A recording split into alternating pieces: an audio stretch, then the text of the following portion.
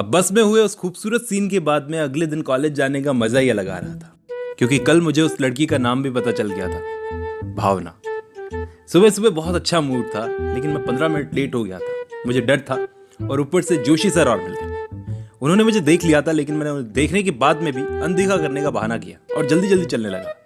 ए लड़के, अरे ए लड़के रुको। जोशी सर ने पीछे से आवाज लगाई। मैं चलते चलते दौड़ने लगा। अरे रुको कहकर वो भी मेरे पीछे पीछे भागने लगे। चलते चलते वो भागने लगे और भागते भागते उनकी चप्पलें पट पट की आवाज कर रही थी। ये बहुत ही अनोखा सीन था कि एक स्टूडेंट के पीछे उसका टीचर किस तरह भाग रहा था। जैसे तैसे मैं उनसे बचकर खंबे के पीछे जाकर छुपा और झांक कर देखा कि वो पीछे पीछे नहीं आ रहे थे। जब देखा कि वो बहुत पीछे रह गए तो एक गहरी सांस लेकर जान में जान आई। लेकिन मुझे नहीं पता था कि जोशी सर मेरे ठीक पीछे पसीना पहुंच रहे थे अपने रुमाल से। जैसे ही मैं पलटा तो जोशी सर को सामने देखकर मेरे पेट में गुदगुदी हुई। इतना भयंकर डरा कि मेरे मुंह से चीख तक नहीं निकली। कहाँ भाग रहे थे लड़के? जी मैं भाग कहाँ रहा था, मैं तो चल रहा था। शुतुरमुर्ग चलता है बेटा ऐसे लंबे लंबे पैर फेंक कर, जोशी सर ने ताना मारते हुए कहा। खैर तुम अपनी क्लास की तरफ जा रहे हो ना, चलो साथ में चलते हैं। वैसे मेरी ही क्लास है ना आज। जी सर, मैंने धीमी आवाज में कहा। हालांकि मुझे पता नहीं था इनकी क्लास थी भी या नहीं। मैंने बस इनके हाँ में हाँ मिला दी। मैं इनसे बचकर इसलिए भाग रहा था क्योंकि ये सवाल बहुत करते हैं। और ऐसे ही चलते चलते हम लोग क्लास में पहुंचे। अंदर क्या देखा, मनोरमा मैडम बैठी थी, पढ़ा रही थी। ये मनोरमा मैडम वही थी जो बड़ी खूबसूरत थी, जिनको पहले दिन मैंने देखा था और बहुत कम क्लास लेने आती थी। पिछले 2 महीनों में ये सिर्फ 4 बार क्लास लेने आई थी। और जब भी इनकी क्लास में आओ तो इनकी क्लास में स्टूडेंट्स की आबादी पिछली बार से ज्यादा ही मिलती है। आज तो हद हो गई थी, क्लास पूरी की पूरी भरी पड़ी थी, बैठने की जगह भी नहीं थी। इतने स्टूडेंट्स ने तो इंग्लिश लिटरेचर डिपार्टमेंट में पिछले 3 सालों में एडमिशन तक नहीं लिया हुआ जितने आज इस क्लास में बैठे थे। धीरे धीरे तो मुझे लगने लगा कि पूरा कॉलेज इनकी क्लास लेगा और क्लास लेने के लिए टिकट और लगानी पड़ेगी। लेकिन सवाल ये था कि इतने सारे स्टूडेंट्स आए कहाँ से? शायद हिस्ट्री, ज्योग्राफी, इकोनॉमिक्स सभी डिपार्टमेंट्स के स्टूडेंट्स सारे यहाँ पर आ गए थे, सिर्फ मैडम को देखने के लिए बैठे थे। अब जोशी सर भी मैडम के चाहने वालों में से एक थे। उन्होंने जैसे ही मनोरमा मैडम को देखा तो हल्की सी मुस्कान के साथ दबे मुंह सांसों में उन्होंने बोला, अच्छा आज आ गई क्या ये? मैंने अपने कानों से सुना था, माँ कसम। ये सुनते ही मैंने जोशी सर की तरफ देखा। उन्होंने पहला सवाल मनोरमा मैडम से मुस्कुराते हुए पूछा, अच्छा मैडम आपकी क्लास है क्या अभी? जी सर मुझे कंफर्म नहीं है, आप चाहें तो आप ले लीजिए, कहकर वो उठी। कुर्सी से जैसे ही उठी, नहीं मैडम आपकी क्लास है। उनकी कुर्सी से उठते ही सारी क्लास एक साथ चिल्लाई। ये सीन देखकर भास्कर जोशी जी बोले, अरे मैडम ले लीजिए, हम बाद में ले लेंगे। जोशी सर के साथ मैं भी खड़ा था, तो मनोरमा मैडम ने जब मेरी तरफ देखा, शायद ये पूछने के लिए कि इतना लेट कैसे हो गया, तभी मैंने मौका देखकर जोशी सर को थैंक यू बोला। सर आपने जो कुछ भी मुझे समझाया मैं समझ गया, मैं आपकी बात कभी नहीं भूलूंगा सर, थैंक यू, जय हिंद, कहकर मैं क्लास में आ गया और आगे वाली सीट पर आशीष के साथ जगह बनाकर बैठ गया। पीछे भास्कर सर सोच में कि मैंने इसको क्या समझा दिया, लेकिन वो मनोरमा मैडम के सामने अपना इंप्रेशन खराब नहीं करना चाहता था, इसलिए चुपचाप वहां से चले गए। मैडम ने क्लास में बैठते ही मुझसे पूछा, तुम इतना लेट कैसे हो गए? मैंने बोला, जी मैं तो टाइम पे आ गया था, बल्कि टाइम से पहले ही आ गया था। वो रास्ते में जोशी सर मिल गए, 15-20 मिनट वो कुछ समझा रहे थे मुझे।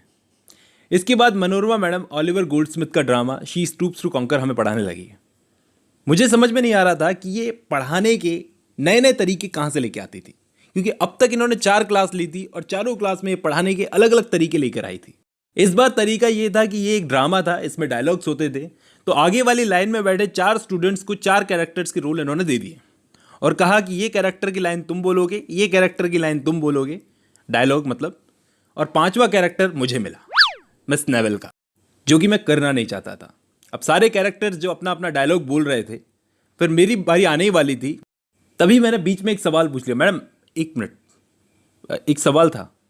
मैम ने पूरी क्लास को चुप कराया और कहा, पूछो। मैडम जैसे आप समझा रहे हो क्या वैसे समझ में आएगा? मैंने बहुत धीमी आवाज़ में पूछा। पता नहीं क्यों मैम को ये सवाल एक बेइज्जती सा लगा।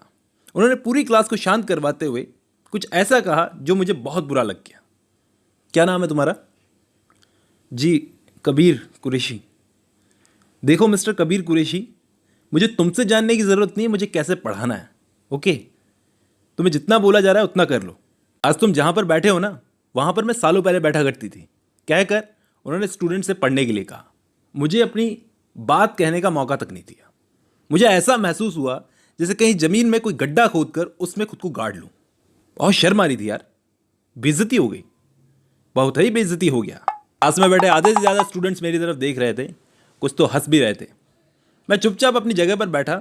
मेरा डायलॉग जो कि मैडम ने किसी और को दे दिया था, मुझे अब डायलॉग भी नहीं बोलने देगी। लेकिन ये ज़्यादा देर तक चला नहीं, क्योंकि अब बारी मेरी थी। 15-20 मिनट तक ये डायलॉग बोलने का सिस्टम चलता रहा। जिन बच्चों को डायलॉग दिए गए थे वो ठीक से बोल नहीं पा रहे थे, जिससे मनोरमा मैडम को बहुत चिढ़ हो रही थी, क्योंकि एक पेज खत्म होने में ही 15 मिनट लग रहे थे। तो पूरा ड्रामा कब तक खत्म होगा?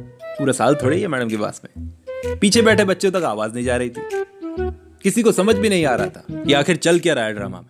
और मैं अपने टैक्स की तरफ नीचे देखकर मुस्कुरा रहा था।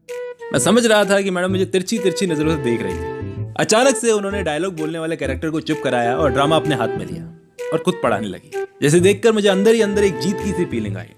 अचानक मैडम ने पूछ ही लिया, क्या बात है, तुम मुस्कुरा क्यों रहे हो? जी बहुत फनी ड्रामा इसलिए, कहकर मैंने हल्की सी स्माइल दी। इसके बाद अगला सीन था जब मैं बस में भावना के पास बैठा था। तो तुम लिटरेचर से आगे क्या करने वाले हो? मैं राइटर बनूंगा। अच्छा, कौन सी लैंग्वेज में लिखोगे? लैंग्वेज से क्या फ़र्क पड़ता है, मेरे हिसाब से भावना ज़्यादा ज़रूरी है। मैं मुस्कुरा कर बोला। तुम मुझसे फ्लर्ट कर रहे हो? उसे सीरियस होते हुए मुझसे पूछा। नहीं तो? मुझे नहीं पता था हमारे ठीक आगे वाली सीट पर उसकी कॉलेज की कोई दोस्त भी बैठी थी। तभी वो आज मेरे फ्लर्ट करने पर इतना गुस्सा कर रही थी, क्योंकि कल तो मेरी फ्लर्टिंग इसे बहुत पसंद आ रही थी और आज उसकी फ्रेंड आगे वाली सीट पर बैठी थी तो कितना ड्रामा कर रही थी। उसकी वो फ्रेंड जो आगे वाली सीट पर बैठी थी वो बार बार पीछे पलट कर देख रही थी, इसलिए भावना उसके सामने सख्त बनने का ड्रामा कर रही थी। तभी अचानक उसकी फ्रेंड का फ़ोन बजा, जिसे देखकर उसके चेहरे पर परेशानी सी छा गई। भावना ने तुरंत अपनी फ्रेंड से पूछा, क्या हुआ? फिर उन्होंने कुछ कहा। बहुत परेशान कर रखा है यार, उसकी फ्रेंड ने लगभग रोते हुए कहा। तो तू जाकर कंप्लेंट क्यों नहीं करती? भावना ने गुस्से में कहा। इतना आसान नहीं है, तू मेरी जगह होती तो तुझे पता चलता। वो आपस में बात करने लगी। मैं यहाँ समझने की कोशिश कर रहा था कि आखिर ये बात किसकी कर रही हैं दोनों। मैं खिड़की से यहाँ वहाँ बाहर की तरफ ज़रूर देख रहा था, लेकिन मेरा एक कान उनकी बातों में था। आखिर जब उन दोनों की बातें खत्म हो गई तो उसकी दोस्त आगे की तरफ देखने लगी रोते मुंह से। मैंने चुपचाप अपनी तिरछी नज़रें भावना की तरफ घुमाई। वो अब भी परेशान लग रही थी। मैंने उसका मूड ठीक करने के लिए, उसका ध्यान भटकाने के लिए अपनी तिरछी नज़रों से उसकी फ्रेंड की तरफ इशारा करते हुए कहा, धीरे से इंट्रोड्यूस तो करवा दो। भावना ने मेरे कान के पास आकर धीरे से बोला, ज़्यादा अच्छी लग रही है तो खुद ही बात कर लो ना। वैसे हुआ क्या है, तुम दोनों बहुत परेशान लग रही हो। तुम क्या कर लोगे? अरे बताओ तो सही, हो सकता है कुछ हेल्प कर सकूं। तुम्हारे बस की नहीं है यार, तुम रहने दो और इस सबसे बाहर रहो। वो चिढ़कर बोली। और ये बात मुझे अच्छी नहीं लगी। अब तो मुझे बात बहुत बड़ी लग रही थी। अब तो मुझे बात जाननी थी, क्योंकि मुझे वो बेचारी लड़की बहुत परेशान लग रही थी। मैंने इंतज़ार किया, बैठे बैठे देखता रहा उन दोनों को। आखिर जब भावना का स्टॉप आ गया तो वो उतर गई। जैसे ही वो बस से उतरी और बस वापस चली तो मैं उठकर आगे वाली सीट पर गया और उसकी फ्रेंड के पास बैठे लड़के से बोला, भैया आप प्लीज़ मेरी वाली सीट पर चले जाएंगे पीछे, मुझे अपनी बहन के पास में बैठना है। तो भावना की फ्रेंड मुझे हैरानी से देखने लगी कि ये मेरा भाई कब बन गया। वो लड़का उठकर मेरी सीट पर चला गया और मैं भावना की फ्रेंड के पास में बैठ गया। अपना हाथ आगे बढ़ाकर बोला, लोग मुझे कबीर कुरैशी कहते हैं, क्या चाहिए तुम्हें? उसने रूखे तरीके से मुझसे पूछा। शायद मैं तुम्हारी कोई मदद कर सकूं। मैंने मुस्कुराते हुए कहा। और अगर नहीं कर सके तो? उसने पूछा। कोशिश तो कर ही सकता हूं, बोलकर मैंने अपनी बत्ती सी फाड़ ली और तब तक दांत फटे रखे जब तक कि उसके चेहरे पर भी हंसी नहीं आ गई। वो बोली, मैंने सोचा तुम कोई फिल्मी डायलॉग मारोगे। इस लड़की का नाम है मेघा शर्मा और इसने मुझे पूरी बात बताई कि इसके कॉलेज में कोई प्रोफेसर है, प्रोफेसर राघवेंद्र शुक्ला, जो कि पूरे इसके कॉलेज में बदनाम टाइप का आदमी है। एक दिन रात को गलती से 10 बजे इसने उनको मैसेज कर दिया, यहीं इससे गलती हो गई। प्रोफेसर शुक्ला पूरे कॉलेज में एक बदनाम टाइप का कैरेक्टर है, जो सारी लड़कियों को गलत नज़र से देखता है। उसने इस लड़की को परेशान कर रखा है, अपनी बेटी की उम्र की लड़की को गंदे गंदे अश्लील मैसेजेस फॉरवर्ड करता है और हाथ धोकर पीछे पड़ गया। ये कॉलेज में कंप्लेंट भी नहीं कर सकती क्योंकि उस आदमी के हाथ में बहुत पावर है और ये बहुत सीधी लड़की है। मैंने पूरी कहानी सुनी। इसके बाद शुरू होता है चैप्टर 12। इस बात को कुछ दिन गुजर गए। मैं कॉलेज में यहाँ वहाँ बैग लटकाए घूम रहा था क्योंकि आज पॉलिटिकल की कोई क्लास नहीं थी। तभी मैंने क्या देखा, सोनू भाई वो सोशियोलॉजी की क्लास से बाहर निकल रहा था। मैं तुरंत भाग के उसके पास गया और उसके कंधे में हाथ डालकर पूछा, भाई ये तो सोशियोलॉजी की क्लास थी, जहाँ तक मुझे पता है तुम्हारे पास तो ज्योग्राफी ऑनर्स है ना? तो आप इस क्लास में क्या लेने गए थे? यार कबीर भाई, क्लास में गया था तो क्लास लेने ही गया हूँगा। लेकिन आप सोशियोलॉजी क्यों लेने गए थे?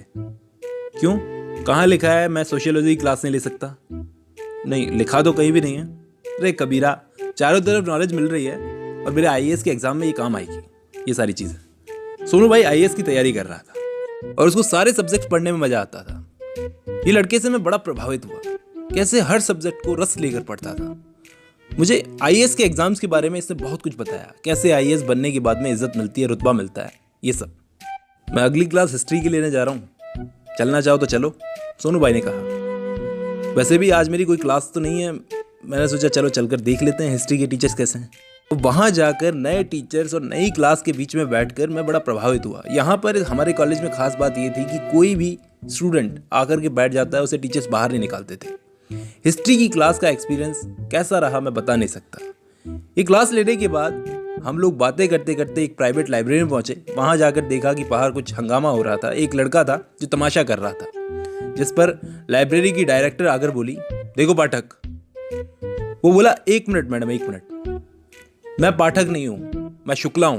पाठक मेरे मामा जी और हैं। ये सुनकर पूरे लाइब्रेरी में बैठा एक एक बंदा हंस दिया। मुझे वहां का माहौल बड़ा पसंद आया। मैंने पूछा, सोनू भाई ये सारे लोग यहाँ पर गवर्नमेंट जॉब्स की तैयारी करने आए हैं? हाँ, इनमें से बहुत लोगों की लग भी चुकी है।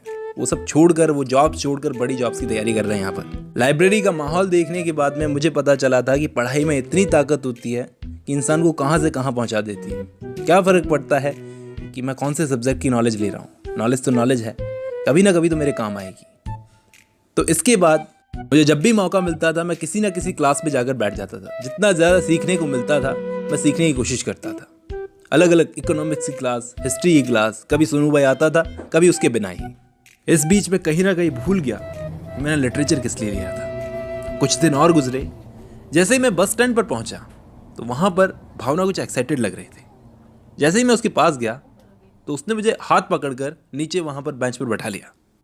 अरे आराम से, आराम से, चोट लग गई मेरे इस नाजुक शरीर को तो। आहा, बड़ी चोट लग रही है तुमको। तुम्हें पता है यहाँ पर मैं कब से तुम्हारा इंतजार कर रही हूँ? क्या बात है, तुम मेरा इंतजार कर रही हो?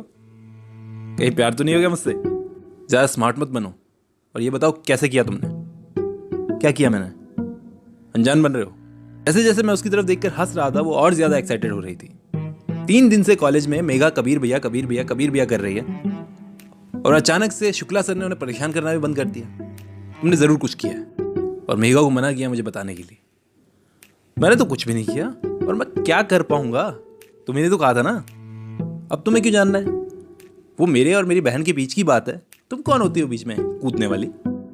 ओह, वो तुम्हारी बहन होने से पहले मेरी दोस्त थी और तुम उसके भाई होने से पहले मेरे दोस्त थे। तो मैं बीच में कूदने वाली कौन होती बताऊं तुम्हें? बताओ, नहीं तो मैं तुमसे कभी बात नहीं करूंगी। ऐसे धमकी नहीं दे सकती तुम। दे सकती हूँ। तभी वहां पर मेघा भी आ गई। उसने भावना को हेलो बोलने से पहले मुझे हेलो बोला, जिससे भावना और ज्यादा चिढ़ गई, नाराज हो गई। इसके बाद हम लोग जब बस में बैठे थे, भावना मुंह फुलाकर बैठी थी। काफी देर तक मैं उसे देख रहा था। आखिर मेघा बोली, अच्छा अब मैं बताती हूँ क्या हुआ था। मेघा ने ऐसा कहा, ये ड्रामेबाज झट से कहानी सुनने को तैयार हो गई। बोली, बता बता, उस दिन जब तू बस से उतर गई थी ना, तो कबीर भी आगे वाली सीट पर आकर बैठे और मुझसे पूरी कहानी पूछी। मैंने इन्हें अपना भाई समझकर पूरी कहानी बता दी। फिर इन्होंने मुझसे शुक्ला सर का एड्रेस पता करने को कहा। इसके बाद अगले दिन शाम को हम शुक्ला सर के घर पर भी गए। वो घर पर नहीं थे जिस वक्त। उनके घर पर उनकी वाइफ थी और 20 साल की बेटी। कबीर भैया ने शुक्ला सर की वाइफ को देखते ही कहा, हाथ जोड़कर, नमस्ते दीदी। इसके बाद हम लोग अंदर गए। जब उनकी वाइफ को हमने सारी बात बताई तो वो मानने को तैयार नहीं हुई। फिर हम लोगों ने शुक्ला सर के व्हाट्सएप मैसेजेस उनको दिखाए, फिर भी वो मानने को तैयार नहीं हुई। शायद वो मान तो रही थी लेकिन अंदर से डरी हुई थी कि वो घर की औरत है और वो पति के खिलाफ कर क्या लेंगी। फिर कबीर भैया ने एक नज़र उनकी बेटी की तरफ देखा और बोला, आंटी ये मेघा आपकी बेटी की तरह है। आपकी बेटी में और मेघा में कोई फ़र्क है क्या? आप एक बार के लिए इसकी जगह अपनी बेटी को रख के देखो। अगर कोई ऐसा उसके साथ में करता और वो आके आपको बताती तो क्या तब भी आप नहीं मानती? लड़की झूठ क्यों बोलेगी? इसके बाद उनकी बेटी ने अपने माँ के हाथ पर हाथ रखा, शायद ये बोलने के लिए कि ये लोग शायद सच बोल रहे हैं, हमें भरोसा करना चाहिए। वो लेडी अपने हस्बैंड का कैरेक्टर जानती थी लेकिन वो मान नहीं रही थी। फिर आंटी ने हमसे पूछा, लेकिन बेटा हम कर क्या सकते हैं? हम तो घर की औरतें हैं। इसके बाद कबीर भैया ने उन्हें कहा, आंटी मेरे पास एक तरीका है, वो सब आप मुझ पर छोड़ दो। इसके बाद कबीर भैया ने मुझसे कहा कि तुम शुक्ला सर को एक कैफ़े में मिलने के लिए बुलाओ। उसके बाद अगले दिन शाम को जब मैं उस कैफ़े में बैठी हुई थी, शुक्ला सर का इंतज़ार कर रही थी, शुक्ला सर आए और मुझसे बात करने लगे। वो टेबल पर बैठे थे, लेकिन उनकी नज़र अभी तक कैफ़े में सब लोगों पर नहीं पड़ी थी कि कैफ़े में कौन कौन मौजूद था। 15 मिनट तक बात करने के बाद जब उनकी नज़र पड़ी साइड वाली टेबल पर, तो वो फटाफट उठकर उस टेबल पर गए, चिल्लाकर बोले, अपर्णा तुम यहाँ क्या कर रही हो और कौन है ये लड़का? उस वक्त पूरा कैफे ये सीन देखने लगा कि एक बाप अपने बेटी को किसी लड़के के साथ देखकर कैसे चिल्ला रहा था। उस वक्त वो लड़का यानी कि कबीर भैया चुपचाप अपने टांग पे टांग चढ़ाकर पूरा सीन देख रहे थे, जैसे उनका काम खत्म हो गया। शुक्ला सर ने फिर से अपनी बेटी से चिल्लाकर पूछा, बोलो अपर्णा क्या कर रही है उस लड़के के साथ यहाँ पर? वही कर रही है जो तुम इस लड़की के साथ बैठकर यहाँ पर कर रहे हो, शुक्ला सर की वाइफ ने पीछे से आते हुए। और उसके बाद बहुत सीन हुआ, पूरा कैफे ये सीन देख रहा था। फिर क्या हुआ? भावना ने मेरी तरफ मुस्कुराते हुए मेघा से पूछा। अब शुक्ला सर जी चाहकर भी मेघा कुछ नहीं बिगाड़ पाएंगी, मैंने तबाक से बोला। वो मेरी तरफ देखकर मुस्कुराए जा रही थी। आखिर उसके मुंह से निकला, कबीर थैंक यू यार। अरे मुझे क्यों थैंक यू बोल रही हो? मेरे तो बस की बात ही नहीं है, मैं तो कर भी नहीं पाऊंगा। और उसने मेरी बांह पर हल्का सा चांटा मारा। तुम मदद करो इन लोगों की और ऊपर से चांटे भी खाओ। और इसके बाद भावना का स्टॉप आ गया, वो उतर गई और बस से उतरती वो मुझे देखती रही। बस चलने के बाद भी मुझे देखती रही। शायद उसके दिल में मैंने थोड़ी सी जगह बना ली।